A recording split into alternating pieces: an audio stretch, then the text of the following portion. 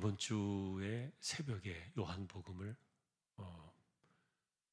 보고 있었습니다. 요한복음은 네 번째 복음서지만 그러나 이 성경은 독특한 특징을 갖고 있었죠. 자, 그 출발은 어디에서 오는가 하면은 요한복음이 기록되던 시기가 완전히 달랐던 거예요. 처음에 신약 성경이 나오던 때는 부활 승천하시고 나서 30여 년이 지나면서부터 성경이 나오기 시작합니다. 그러다가 신약 성경이 27권이잖아요. 그 중에 요한 사도가 남긴 것이 5권, 빼면은 22권인데 이 22권의 성경이 끝난 지 세월이 한참 지났을 때예요. 더 이상의 성경은 없는 것처럼 보여지는 그때 요한 사도가 복음서를 내놓았던 건데, 어쨌든 이분의 그 당시 나이가 80은 훌쩍 넘긴 것이 분명해 보이고요. 그리고 어쩌면 90살을 넘겼을 수도 있고, 그리고 중요한 사실은 혼자만 남았다는 거죠.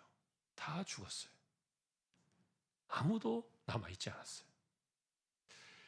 그리고 우리가 요한복음을 생각하면서 더 중요하게 여겨야 될 것 가운데 하나는 예루살렘의 파괴 사건이었습니다. 무너져 버렸죠. AD 70년에 예루살렘이 역사 속에서 두 번째 무너졌을 때 참혹했습니다. 자, 그러니 요한복음이 나올 때는 예루살렘 성전이 없어져 버린 지 20년 정도가 지났을 무렵이었고, 그리고 사도행전에 나와 있는 초대교회 모습들을 더 이상 예루살렘에는 교회가 없었습니다. 다 흩어졌으니까요. 요한 사도 역시 예루살렘에서 이 요한복음을 쓴 것이 아니라 피신을 가서 에베소 지역에서 머물면서 이 성경을 쓰게 된 거예요. 자, 그런데 우리가 생각해보는 초대교회 당시의 성도들의, 그러니까 1세기 성도들의 그 환경을 돌이켜보면은 많이 힘들었어요. 자, 예수 믿는다는 이유 때문에 사회에서 쫓김을 당합니다. 쫓겨납니다. 직장을 잃어버렸습니다. 생업의 현장에 껴주지를 않습니다. 먹고 사는 것이 굉장히 힘들었고, 그저 굶어 죽지 않고 살 정도로만 어떻게 그냥 하루하루를 살아가는 것이 당시의 기독교인들의 삶이었고, 더군다나 예수 믿는다는 이유로 발각이 되면 무슨 문제가 생길 때마다 죄를 뒤집어 쓰고 그냥 사람들 목숨을 그냥 짐승들 아무렇게나 죽이는 것처럼 그렇게 내던져 버리는 그런 현장에 있던 사람들이 기독교인들이었거든요. 자, 그런데 그런 사람들이 이 세상을 버티고 믿음을 지키고 끝까지 인내하면서 주님만을 붙잡고 세상을 살아내야 했던 것이 1세기 요한복음이 나오던 당시의 성도들의 환경이었는데, 그런데 이 복음서는요, 자, 안 믿는 사람들에게 쓴 것이 아니었어요. 믿는 사람들에게 쓴 성경이었어요. 이미 예수님을 구주로 믿는 사람들이에요. 그리고 그들은 교회 성도들이었고요. 그런데 요한복음의 주제가 뭡니까? 예수께서 하나님의 아들이심을 믿는 것과 오직 그분을 영접하여 영원한 생명을 얻게 하려고 이것을 기록했다. 자, 그러니 이미 이 길을 걸어가고 있는 사람들이 이미 그리스도를 구주로 영접했고 구원의 확신을 가지고 영생의 소망을 가지고 살아가던 사람들에게 요한복음이 또다시 그것을 들고 나왔던 거예요. 자, 그러니까 우리가 요한복음을 볼 때 이게 무슨 어떤 특별한 교훈과 과연 신선함을 줄 수 있었을까? 이런 질문을 던져볼 수 있는데, 그런데 놀랍게도 요한 사도는 네 번째 이 복음서를 기록하면서요, 하나님의 나라가 실제 우리가 살아가는 삶의 현장 속으로 어떻게 들어왔는가를 말해주려고 이 복음서를 기록하기 시작했다는 거예요. 자, 그것이 첫 번째 이 사건이 바로 표적으로 기록되어진 가나의 혼인잔치에 있었던 물로 포도주를 만든 사건이었는데요. 사실 여러분, 우리가 오늘 이 내용을 좀 보시면 그 나사렛 동네에서 가나라는 동네를 이렇게 넘어가 보니까 산 고개를 하나 넘어가면 갈릴리 바다 쪽으로 바라보이는 그 언덕 가기 전에 멀지 않은 곳에 이 가나라는 동네가 있었고, 그 동네는 그래서 나사렛과 이렇게 오갈 수 있는 그런 곳이었는데, 자, 그러니까 뭐 관련되어 있는 거죠. 마리아도 그 혼인잔치 집하고도 관련이 있으니까 잔치에 지금 참여를 한 것이고, 그런데 와서 보니까 포도주가 떨어진 거예요. 자, 이거는 혼인잔치에 온 사람들에게 큰 신뢰였고, 그리고 마리아 역시 그 혼인잔치 집과 관련이 있었던 것으로 보여지기 때문에 책임의식을 가지고서 나름대로의 방법을 생각해 보았는데, 이 마리아는 예수님 생각이 났던 거죠. 그래서 예수님에게 이 사건을 알리면서 이 문제를 해결해 주도록 요청을 했던 거예요. 자, 실제로 예수님께서 지금 이 공생애의 사역을 드러내시기 전까지는 이분이 하나님의 아들이시라는 그 표적을 행한 적이 없어요. 그냥 그저 묵묵하게 목수의 아들로서 목수처럼 살아오셨을 뿐이거든요. 하지만 마리아는 달랐죠. 이 사람은 예수님을 성령으로 잉태해서 낳았고 결혼해서 낳은 아들이 아니었고, 그리고 태어나기 전부터 성령으로 받은 그 환상과 계시의 말씀들이 있었고요. 그러니까 마리아는 어쨌든 예수님이 그동안에 30년이 지나도록 아무것도 하지 않고 그저 목수의 그 환경 속에서 이렇게 묵묵하게 일하는 모습만을 바라보면서 다른 형제들이나 다른 가족들이나 주변의 사람들은 이분이 하나님의 아들 메시아라는 사실을 전혀 몰랐지만, 그러나 마리아는 의심하지 않았기 때문에 이 결정적인 사건 속에서 이 문제를 어쨌든 예수님께 맡겼단 말이에요. 자, 그런데 오늘 제목을 거절에도 불구하고 신뢰를 보냈다, 이렇게 제가 이제 제목을 넣었는데, 예수님께서 정말 서운하실 정도로 거절을 해버렸어요. 내 때가 아직 오지 않았습니다. 거기서 말한 내 때라는 말은 이제 내가 메시아로서의 사역을 시작할 때가 아직은 아니다라는 공식적인 시간이었는데, 왜냐하면 예수님께서는 자신의 이 때와 시간은요 철저하게 하나님의 뜻에 맞추었어요. 비록 자원에서 이 땅에 오셨고, 그리고 자원에서 십자가의 길을 가셨고, 자원에서 이 구원의 길을 가기 위하여 하늘 보좌를 버리시고 이 땅에 내려오셨지만, 그러나 때와 기한에 대해서는요 철저하게 아버지의 시간을 맞추었던 거예요. 하나님의 시간표에 맞추면서 이렇게 살아갔던 건데, 그러니까 지금 생각해 보니까 이제 당신이 메시아라는 사실을 드러낼 만한 시간이 아니었던 건데, 자, 그래서 거절을 했는데, 그런데 마리아는 그래도 신뢰를 보낸 거예요. 왜냐하면 이분은 우리와 같은 이런 평범한 인간이 아니었기 때문에. 자, 그것이 어떻게 어떤 모양으로 나타날지는 마리아도 생각하지 못했고 아무것도 알 수 없었지만, 도대체 그리고 이 사건이 어떻게 바꾸어져서 어떻게 이 문제가 풀어져 나갈 것인가에 대해서 마리아는 해답을 알고 있었던 것이 전혀 아닙니다.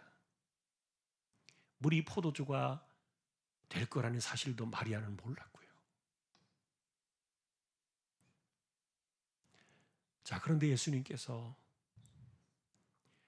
자, 그것은 하나님께서 주신 시간이었겠죠. 그 시간을 하나님의 때로 이것을 가져옵니다.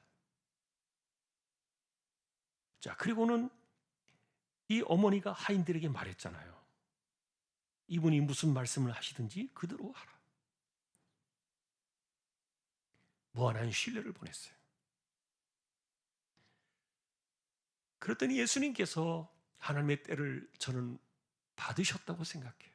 하나님께서 이 때를 기점으로 예수님을 메시아의 시간으로 옮겨 놓으셨다고 보여지는데, 그래서 거기에 빈통으로 있었던 그 항아리 돌통에다가 물을 가득 담아라. 돌 항아리 6에 물을 가득 채우고, 그리고 그 물을 갖다 주라. 그랬더니 그 물이 포도주가 된 거예요. 자, 우리는 그래서 이 사건 속에서요, 단순하게 문제 해결을 해주시는 예수님으로만 보면은 잘못 보는 겁니다. 그거는 요한복음의 관점을 잃어버리는 것이고요. 요한 사도가 이 사건을 다시 기억해서, 다른 복음서에는 없는 내용이거든요. 요한만이 가져온 이 복음 사건의 이 핵심은 뭐냐면은, 하나님의 나라가 그리스도 그분을 통하여 이 땅에 왔다는 사실을 지금 말해주고 싶었던 거예요. 자, 여러분, 아까도 말했던 것처럼 그리스도인들에게 이 성경이 주어질 때요, 이 요한복음의 목적은 우리로 하여금 영생을 얻게 하는 것이거든요. 예수님을 믿고 영원한 생명을 얻는 것이 요한복음의 목적인데, 그런데 이것은 이미 신자들이 갖고 있던 생각이에요. 우리 믿음이 그거 아닙니까? 영원한 영생을 얻는 거. 그런데 이미 알고 있는 그들에게 이것을 강조한 이유는 또다시 영생을 생각하라, 영생을 믿어라, 이런 것들을 말해주려고 한 것이 아니라, 그 영원한 생명이 지금 하늘 이 땅의 시간과 역사 속으로 어떻게 들어오는가를 말해주고 싶었던 거예요.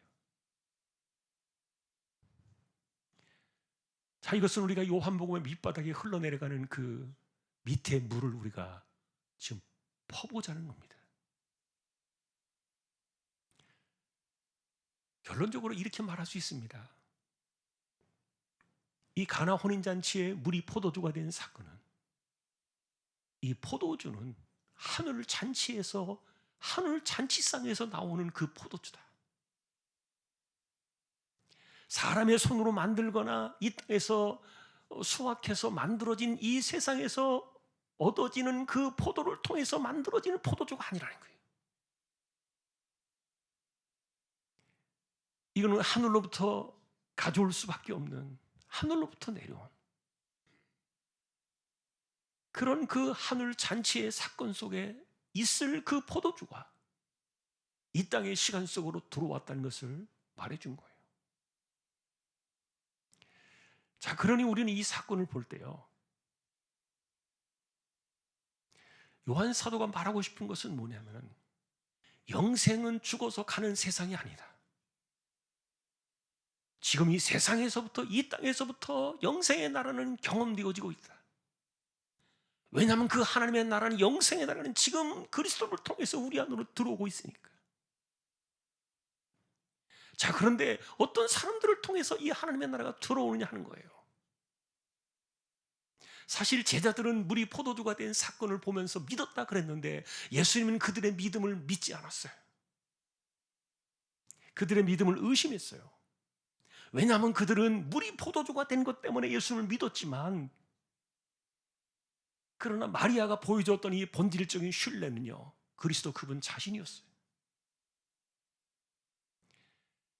그러니 물이 포도주 된 사건을 우리가 바라보면서 지금도 우리가 물이 포도주가 되는 것처럼 우리의 삶의 어떤 그 풍성한 어떤 그 사건이나 기적 같은 이런 일들이 일어나기를 바라는 것으로 이 본문을 생각하면은 사실은 요한 사도의 의도와는 좀 안 맞는 것이고요.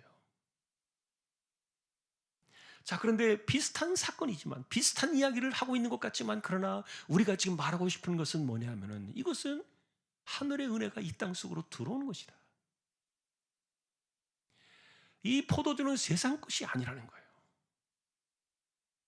자, 여러분 예를 들어서 우리가 요한복음에 그런 사건들을 많이 기록해 놓았어요. 우리가 오병이어의 사건을 계속 우리가 복음서에서 만날 수 있습니다만 그러나 요한복음은 독특하게 이 오병이어의 사건을 그분의 살과 피라는 이 성찬의 예식 사건으로 이 오병이어를 가지고 왔는데 자, 그런데 도대체 그 떡은 어디로부터 온 것입니까? 떡이 떡을 낳고 떡이 떡을 만들고 이렇게 막 부풀어져 가지고 떼니까 또 생기고 또 생기고 이랬을까요?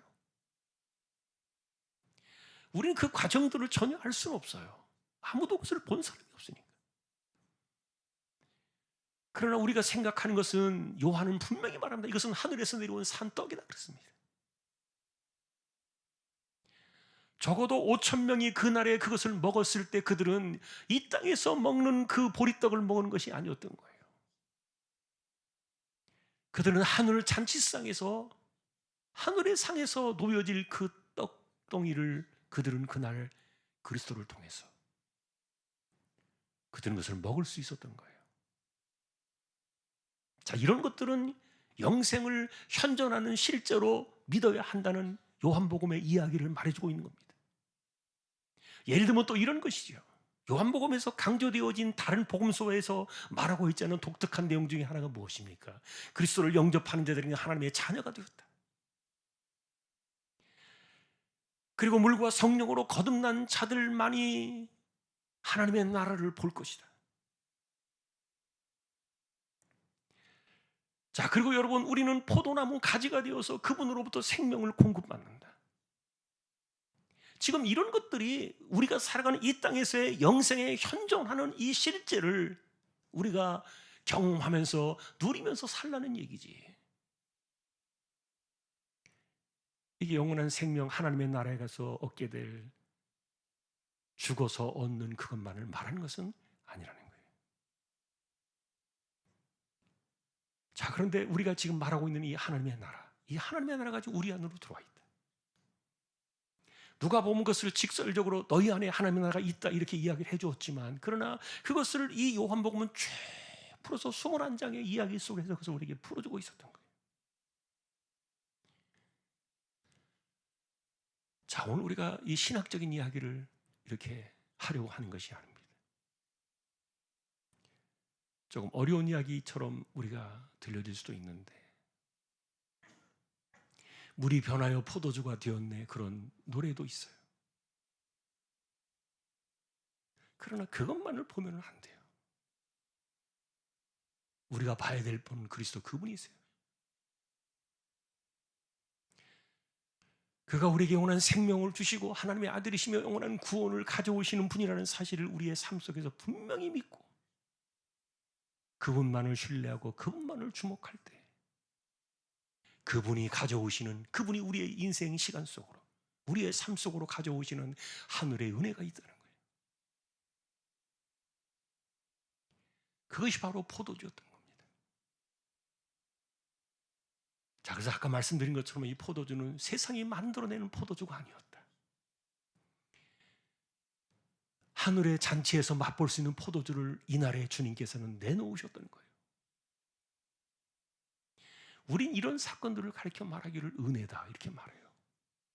저는 그래서 은혜라는 개념을 생각할 때요, 세상에서 우리가 만들어지는 것들, 세상에서 얻을 수 있는 것들을 우리가 누군가를 통해서 어딘가로부터 아니면 까마귀를 통해서 얻어지는 것도 물론 하나님의 은혜라고 말할 수 있지만, 그러나 그리스도를 통해서 그분이 가져오시는 이 하나님 나라의 은혜는요, 세상에서 얻을 수 있는 것이 아니에요. 세상에서 만들어낼 수 있는 것이 아니라는 말이에요.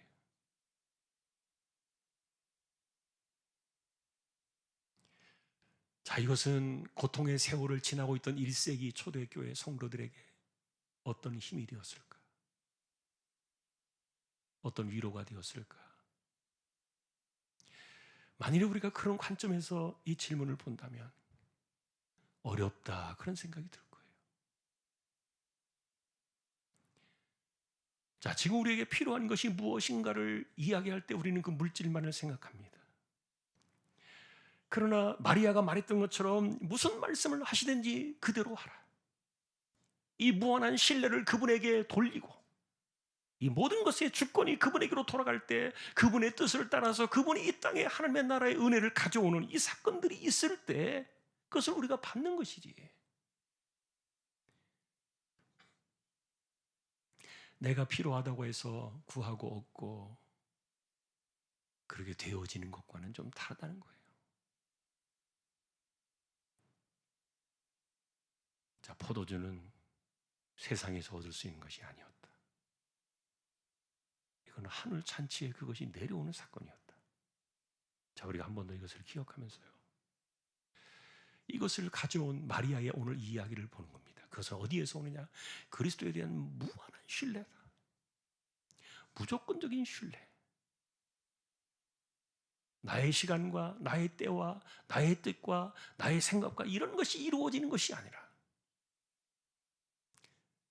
그분이 어떤 방식으로 무엇을 하든지 어떻게 하든지. 그래서 우리가 이 첫 번째 표적 사건을 통해서 힘을 얻을 수 있는 것이 있다면 이 땅에서 사라져버린, 이 땅에서 구할 수 있는 것이 아닌 그런 것들을 하늘로부터, 하늘에 있는 그런 것들이 이 땅으로 내려오는, 포도주가 바로 그런 것이었고 오병이의 떡이 바로 그런 것이었다. 이렇게 말씀을 요한 사도는 우리에게 전해주고 있는 것인데,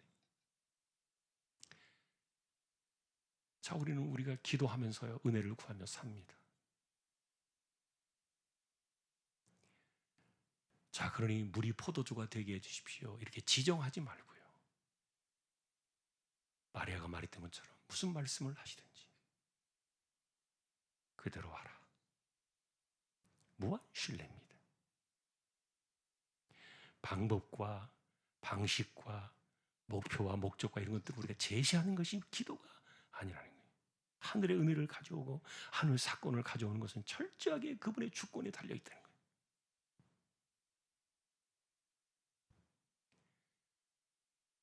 자, 그러니 예전에 우리가 그런 기도를 한 적이 있어요. 구체적으로 가능하면 기도하라. 구체적으로 뭐가 필요한지 그런 것들을 좀 상세하게 이렇게 하나님께 이야기하라. 이런 기도를 이야기하는 분들이 그런 것들을 가르치는 적이 많았어요. 또 그게 좋은 기도인 줄 알고요. 그러나 오늘 이 사건 속에서 우리가 만나는 그런 모습을 우리의 기도로 이렇게 비춰본다면요, 아, 이건 잘못된 기도구나. 그러니 차라리 구체적으로 기도하는 것보다는 그냥 주께서 무슨 말씀을 하시든지 주님의 뜻을 따라서 그분의 시간에 그분의 원하는 대로, 어쨌든 내가 그분을 신뢰한다는 이 믿음을 가지고서 나의 마음을 드릴 때 이게 훨씬 더 좋은 기도라는 거예요. 자, 그럼 오늘 결론은 그겁니다. 하나님 나라의 은혜를 가져오는 그 사건은 그리스도 그분만이 가져올 수 있다는 거예요. 이건 누구도 가져올 수 없어요. 오직 그분만이 하늘 잔치에, 잔치상에 있던 그 포도주를 갖고 내려오시는, 이것을 가져오시는. 자, 그러니 묻는 겁니다. 이게 과연 우리 현실이 될 수 있는가? 나의 삶의 현실 속에 세상에서 얻을 수 있는 것이 아니라 하늘에서 구할 수 있는, 하늘에서만 누릴 수 있는 그런 것들이 지금 이 땅 속으로 들어오는 것이 이게 정말 가능한가? 현실적으로 그것이 가능한가? 내 삶에 과연 이런 것들이 있을 수 있는가?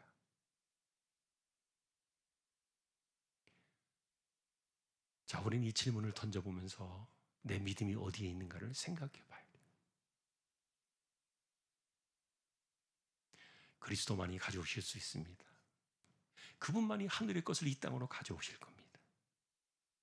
주여, 나로 하여금 그리스도만을 온전히 신뢰하게 해주십시오. 그분을 통해서 내가 하나님의 나라를 보게 해주십시오. 그분을 통해서 내가 하나님 나라의 하늘나라의 포도주를 먹게 하여 주십시오. 이건 여러분 우리 믿음의 문제인 거예요. 그래서 요한복음 믿음의 성경이라고 우리에게 말해주고 있으니까. 수많은 사람들이 그런 기도를 드렸을 겁니다. 만일 이 의미를 깨달았다면, 주여, 내 삶에도 하늘의 포도주를 주십시오. 이건 물이 변화의 포도주가 되는 그런 사건이 아니라 하늘의 것을 다 먹는 것이죠. 하늘의 것. 내게도 하늘의 것을 맛보게 하여 주십시오. 내가 주님만을 온전히 신뢰하게 해 주십시오. 이 땅의 역사의 시간 속으로, 내 삶의 현장 속으로 가져오시는 그 능력은 오직 그리스도 한 분밖에 없기 때문에 오늘 내가 그분을 신뢰하며 주여, 나의 삶 속에 하늘의 것을 맛보게 하여 주십시오. 이것이 오늘 우리의 기도가 될 수 있기를 소망합니다. 자, 믿음으로 주님께 나아가 주님만을 신뢰하며 주여, 나로 하여금 내 삶의 현장 속에 하늘의 것을 맛보게 하여 주십시오. 자, 우리 기도하실 때 이번 주 13일 날, 다음 주죠, 13일 날 우리 자녀들, 고3 친구들 수능고사 있습니다. 그리고 우리 청년들에게 인생의 길을 열어주십시오. 연세 많으신 분들에게 기력을 더해주시고 맑은 정신 총기를 붙들어 주시고, 또 우리 가운데 가난한 사람들, 병약한 사람들, 생업의 어려움을 겪고 있는 사람들, 그리고 우리 가운데 암으로 힘겨운 시간을 보내고 있는 분들,